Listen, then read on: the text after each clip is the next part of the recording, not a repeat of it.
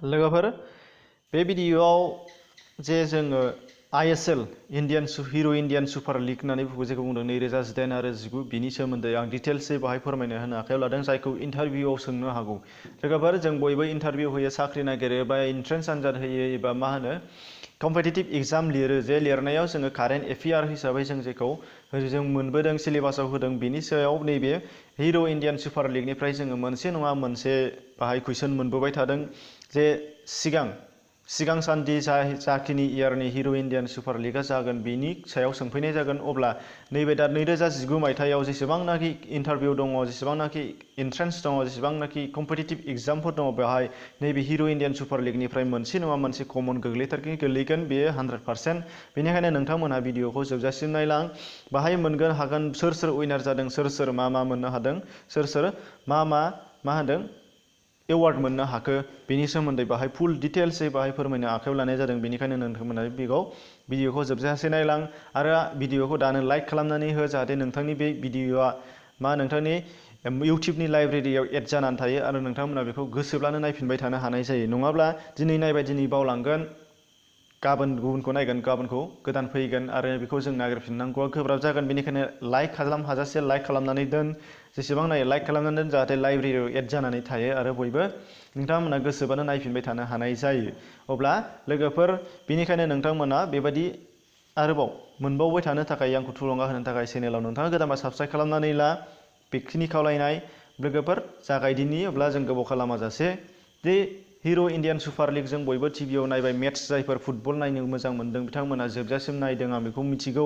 बिनिखायनो बेखौ माबि गोदानै बुंफिननांगौनि गोनांथि गैलिया सिनायथि होनांगौ गोनांथि गैलिया।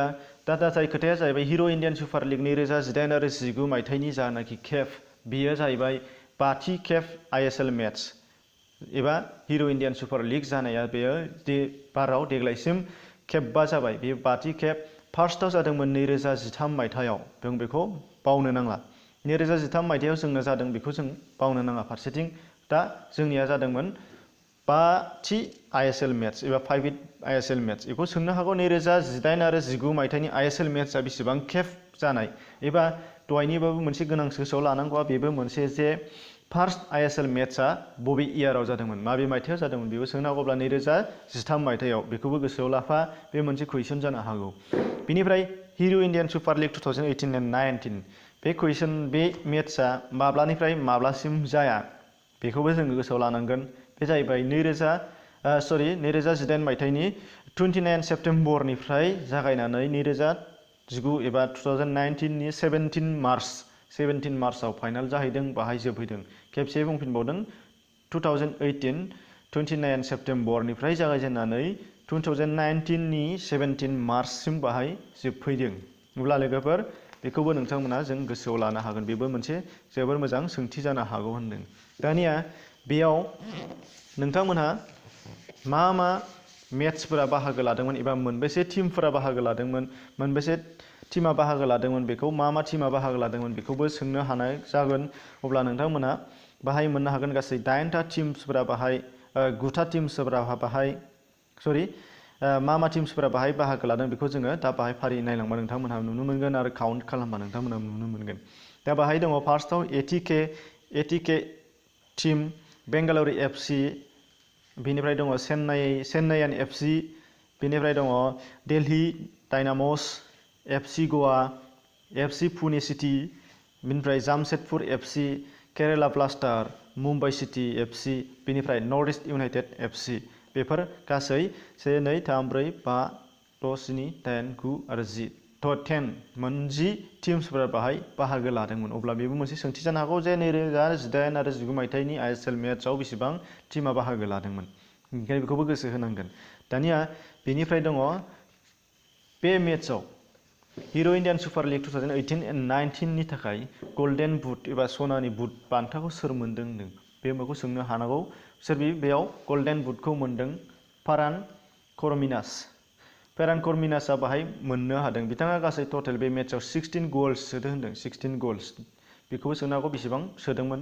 बिथाङा बबेनि फ्रम FC ग'वा FC निफ्राय बिथाङा बाहागो लादोंमोन। अब्ला फारान करमिनास बेखौ जों गोसोआव लानांगोन। बेनिफ्राय सेकेन्डआव फैदों गल्डेन ग्ल'भ। गल्डेन ग्ल'भखौ सोर मोन्दोंमोन? गलकिपारनो होनाय जायो बेखौ मोन्दोंमोन गारप्रीत सिंह संधू। गारप्रीत सिंह संधूआ बेखौ मोन्दों बेंगालुरु एफसिनिफ्राय। बेखौबो जों गोसोआव लानांगोन, बेबो फैनो हागौ। बेनिफ्राय बेस्ट पिच हिसाबै बेखौ सोर मोनखो? बेस्ट पिच होननाय हिसाबै बाहाय मोन्दों सोर बे? केरेला ब्लास्टार। बेखौ टीमनो होनाय जायो। केरेला ब्लास्टार्सआ बेखौ बेस्ट पिच हिसाबै मोननो हानाय जादों। बबेयाव मोन्दों? जवाहरलाल नेहरू स्टेडियाम क'चियाव जानाय जवाहरलाल नेहरू स्टेडियामनि थाखाय बेखौ होनाय जादों।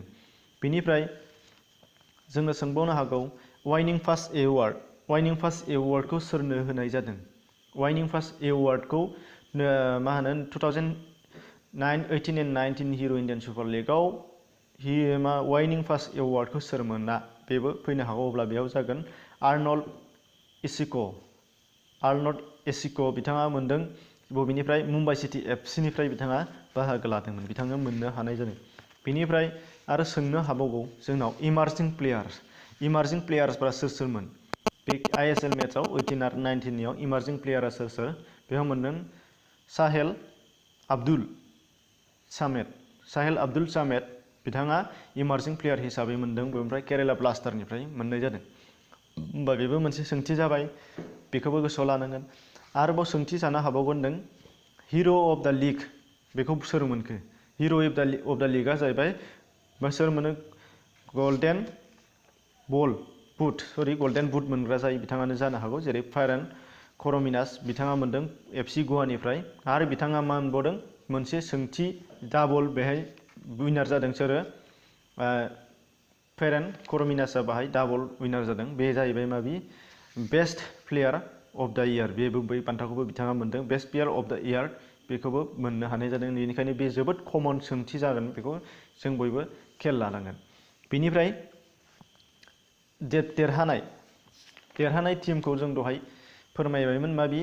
बे मेट्सआव सोर देरहादों? बेंगालुरु एफसिआ देरहादों 1-0 गलाव। जेनदों FC गवाखौ फेजेनदों। FC गवाया जेनदों 0-आव आरो 0 मोनदों आरो बेंगालुरु एफसिआ मोननो हादों 1 फाइनाल मेट्सआव।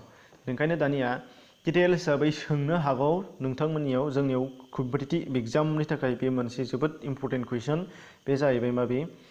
बेंगालुरु एफसिआ जे 2018 एन्ड 19 ISL मेट्सआव देरहाबाय, बे देरहानायनि सायाव FC एबा बै टीमनि सायाव बाहाय सोंनो हागौ, एबा बै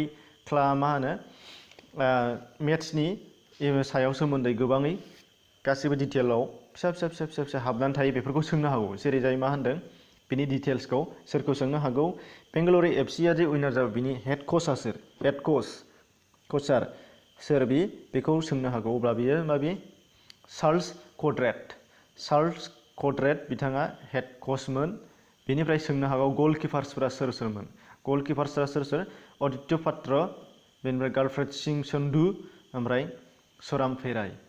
बिसोरो गलकिपार्समोन। डिफेन्डार्सफोरा सोरमोन बे टीमनिफ्राय? डिफेन्डार्सफोरा दङ एलबार्स सेरान, आसिर आख्तार, कारसिमराज सिंह, हरमनजोत कब्रा, ओमफ्राय दङ जुनाम, बेनिफ्राय दङ निशु कुमार, राहुल, बेकी, रायन' एन्ट, सैरथ किमा। बेनिफ्राय दङ मिडफिल्डार्सनिफ्राय दङ अजय छेत्री, अल्टमास साइद, विद्यानन्द सिंह, बयटिं हाकिब, सेन्स केलसेन, Dimas Delgado, Erik Paartalu, Xisco Hernandez, Kean Lewis Aditya Singh. बिसोरो आरो बेनिफ्राय दङ फरवार्डसआव सोर दङ? फरवार्डसआव गेलेदोंमोन बिथांमोना मिकु, सुनील छेत्री, सिम्बय, हकिब। बिथांमोना बे टीमनिफ्राय टटेलै गेलेदोंमोन। बेखौबो जों गोसोआव लाथारनांगोन। अब्ला लोगोफोर बेखिनि डिटेल्सनि सायाव नोंथांमोना जिखिनि एग्जाम होआ बे इयारनि थाखाय, बेनिफ्राय मोनसे नङा मोनसे कमना बाहाय गोग्लैगोन, बेखौ आं बुंनो हायो। बेनिखायनो जोङो बेखौ गोसोआव लाथारनांगौ होननानै आं सानदों। अब्ला लोगोफोर नोंथांमोना भिडिअनि सायाव माबायदि मोनखो बेखौ आं बुंनो रोंला, नाथाय फिसा रिकुवेस्टआ बेनो जे लाइक खालामबासो नोंथांनि लाइब्रेरियाव थाबाय थागोन। आरो नोंथाङा चेनेलाव गोदानबा साबस्क्राइब खालाम आरो बेल बटनखौ नोंथांमोना थुनानै हो, जाहाथे आं बेबायदि गोदान सानफ्रोमबोनि दैलि आपडेटआ नोंथांनि खाथियाव थाबैनो सहैबाय थायो। अब्ला लोगोफोर गोजोन्थों, गुड बाय।